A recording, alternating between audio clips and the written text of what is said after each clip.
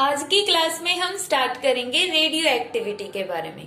तो radio activity क्या होती है? It is the property by virtue of which a heavy element, जो एक हैवी एलिमेंट होता है वो डिसइंटीग्रेट हो जाएगा इटसेल्फ, अपने आप ही, without being forced by any external agent.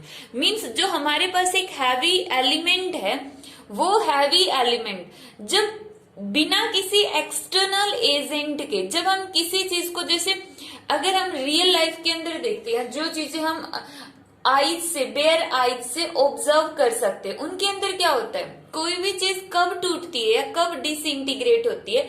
जब हम उसको बाहर से कोई एक्सटर्नल फोर्स लगा के या उसको हीट देते हैं।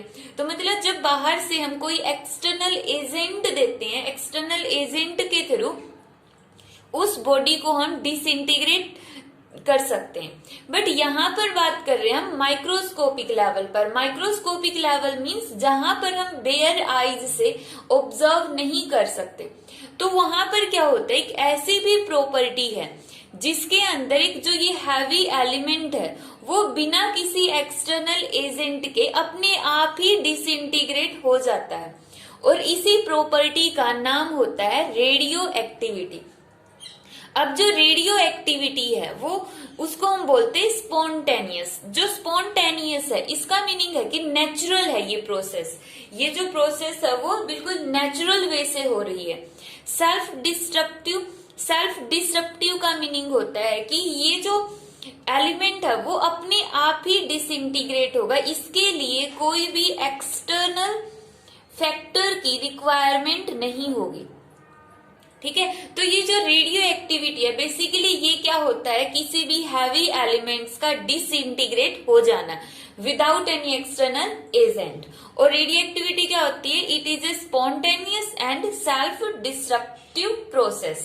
ठीक है, अब यहाँ पर हम रेडियो एक्टिविटी पढ़ क्यों रही है? जो नेक्स्ट आने वाले टॉपिक्स है वो है हमारे न्यूक्लियर फिजन और न्यूक्लियर फ्यूजन। अब उनको स्टडी करने से पहले हमें रेडियो एक्टिविटी के बारे में पता होना चाहिए कि रेडियो एक्टिविटी होती क्या है। अब रेडियो एक्टिविटी के बारे में ये तो हमने पढ़ लिया कि रेडियो एक्टिविटी होती क्या। अब क्वेश्चन ये राइज होता है कि सबसे पहले रेडियो एक्टिविटी का कॉन्सेप्ट दिया किसने था? अब इसके बारे में सबसे पहले बता था फ्रेंच फिजिस्ट, जो फ्रांस का एक फिजिस्ट था, हेनरी बैक्यूरेल ने, इन 1896 के अंदर। अब उस टाइम पे क्या हुआ था कि ये लैब के अंदर काम कर रहा था, तो इसने देखा कि जो लैब के अंदर एक फोटोग्राफिक प्लेट रखी हुई थी, फोटोग्राफिक प्लेट, और वो जो फोटोग्राफिक प्लेट थी वो डैमेज हो गई।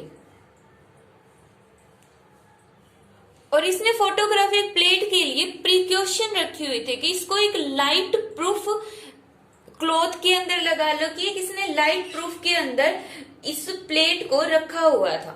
लाइट प्रूफ पैकेज के अंदर इस प्लेट को इसने रखा हुआ था। मींस जो सनलाइट है वो तो इसको अफेक्ट कर नहीं सकती, लेकिन उस लैब के अंदर, जब ये लैब थी तो ऑब्वियसली उसके अंदर कहीं ना कहीं यूरेनियम रखा था, यूरेनियम।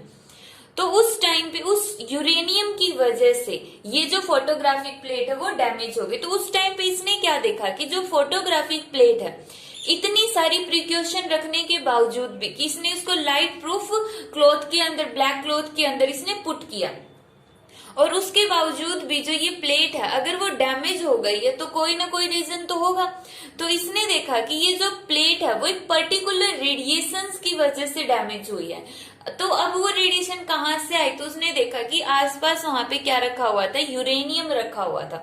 तो जो ये यूरेनियम है ये पर्टिकुलर टाइप की रेडिएशंस को बाहर निकाल रहा था, और उन रेडिएशंस की वजह से जो फोटोग्राफिक प्लेट है वो डैमेज हो गई। तो उसने इन रेडिएशंस का जो नाम है वो अपने ही सरनेम के अकॉर्डिंग दिया, जो क्या था, बैक्यूरेल रेडिएशंस। Becquerel radiations. तो ये जो बैक्यूरेल रेडिएशंस है, ये हैवी न्यूक्लियाई जब डिकम्पोज होता है, जो ये हैवी न्यूक्लियाई होगा, जब ये डिकम्पोज होगा तो वहां से ये रेडिएशंस निकलती है। अब इस फिनोमिना को ही रेडिएशन, जब किसी भी हैवी एलिमेंट से रेडिएशन निकलती, इसी फिनोमिना को हमने क्या नाम दिया है, रेडियो एक्टिविटी नाम दिया है। और उस टाइम पर जो हम total number of radio elements मानते हैं वो कितनी है, 40 के करीब है। मीन्स इस आज प्रेजेंट टाइम पर उस टाइम पे नहीं, प्रेजेंट टाइम पर जो भी रेडियो एक्टिव न्यूक्लियाई है वो ऑलमोस्ट कितनी है, 40 के करीब है। 40 के करीब रेडियो एक्टिव न्यूक्लियाई है। और अगर हम इसको थोड़ा सा और डिटेल में करें तो जिन न्यूक्लियाई का जो एटॉमिक नंबर है या जिन एलिमेंट्स का एटॉमिक नंबर 82 से बड़ा है, ग्रेटर देन 82 है, वो सारे की सारी न्यूक्लियाई कैसी हैं, रेडियो एक्टिव न्यूक्लियाई है, रेडियो एक्टिव न्यूक्लियाई है। और इन रेडियो एक्टिव न्यूक्लियाई को हम बोलते हैं अनस्टेबल न्यूक्लियाई, क्योंकि ये लगातार डिकम्पोज हो रही है। अगर डिकम्पोज हो रही है तो इसलिए हमने इनका नाम दे दिया अनस्टेबल न्यूक्लियाई।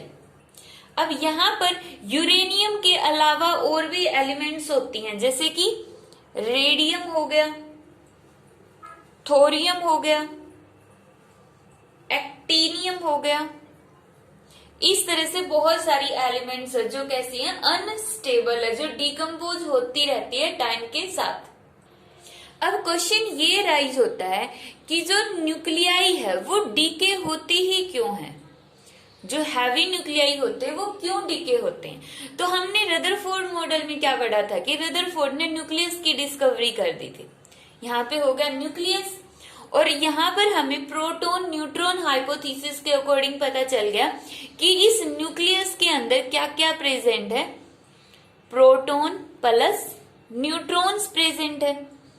और जो न्यूक्लियस का साइज होता है, मींस न्यूक्लियस की रेडियस अप्रोक्सीमेटली हमने कितनी पढ़ी है, 10⁻⁻15 मीटर। अप्रोक्सीमेट वैल्यू की बात कर रहे हैं हम यहाँ पर, तो इतनी उसकी अप्रोक्सीमेट वैल्यू। तो इतनी स्मॉल एरिया के अंदर कितने नंबर ऑफ प्रोटॉन और नंबर ऑफ न्यूट्रॉन आ सकते हैं। अब ये पॉइंट इंपॉर्टेंट है, न्यूट्रॉन पर तो कोई चार्ज नहीं होता, न्यूट्रॉन तो कैसा होता है, न्यूट्रल होता है। तो जब ये न्यूट्रल है तो इसको तो हम कितने भी न्यूट्रॉन एक जगह पर रख सकते हैं, कोई फर्क नहीं पड़ेगा। बट प्रोटॉन कैसा होता है, पॉजिटिव। अगर एक जगह पर बहुत सारे प्रोटॉन इकट्ठा हो गए तो उनमें आपस में क्या होगी, रिपल्शन होगी, और उसी रिपल्शन की वजह से क्या होगा, ये न्यूक्लियस टूटना स्टार्ट हो जाएगा।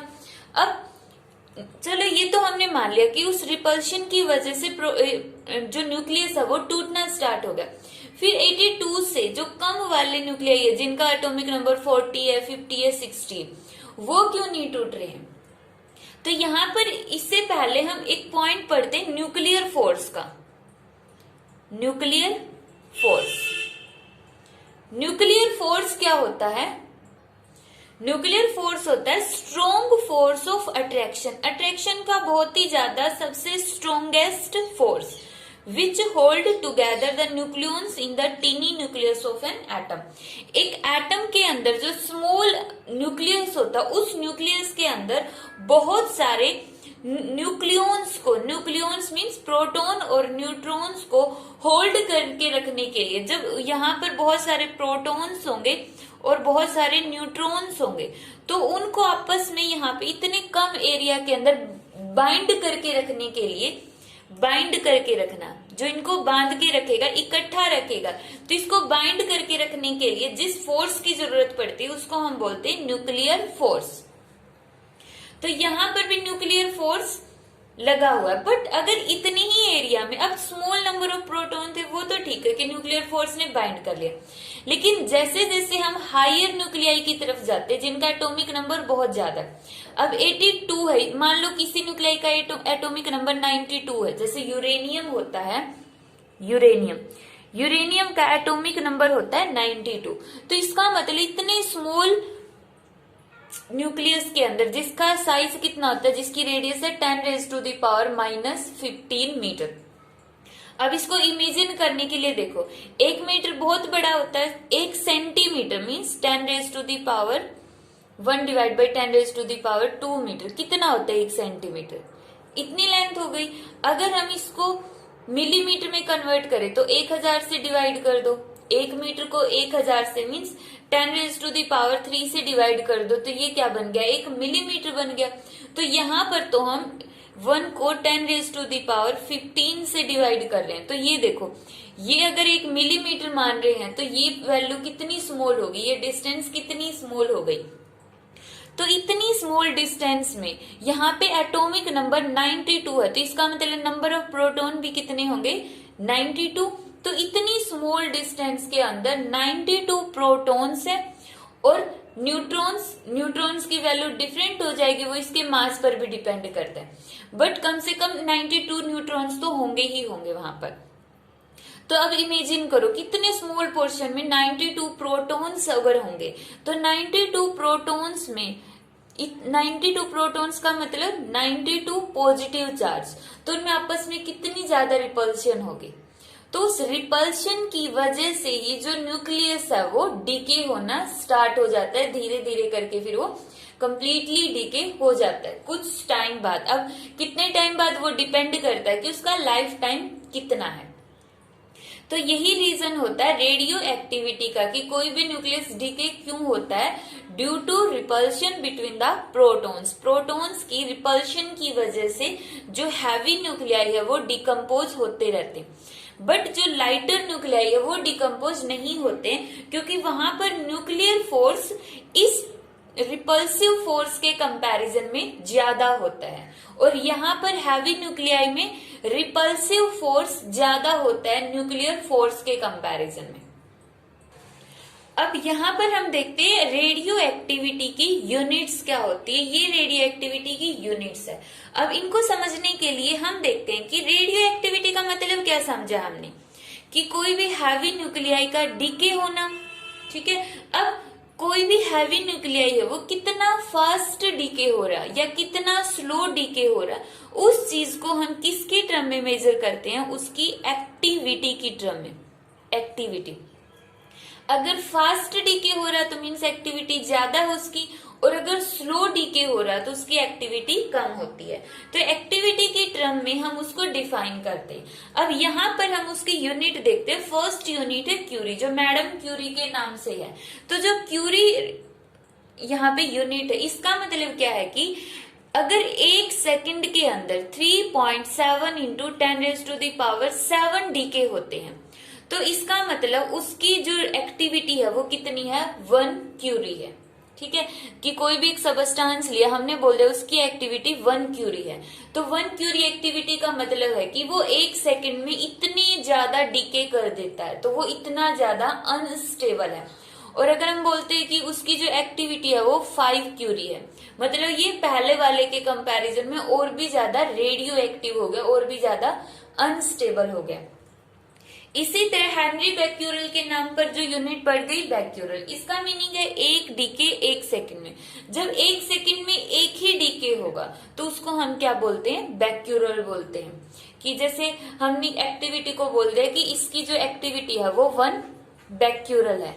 1 बैक्यूरेल मीन्स 1 सेकंड में सिर्फ 1 ही डीके होगा ओनली। उसके बाद थर्ड यूनिट है रदरफोर्ड। रदरफोर्ड के अकॉर्डिंग क्या होगा कि जब 1 सेकंड के अंदर 10⁻⁶ डीके होंगे, जब इतनी हाई अमाउंट में डीके होंगे तो उसको हम क्या बोलते हैं, उसकी एक्टिविटी कितनी है, 1 रदरफोर्ड है।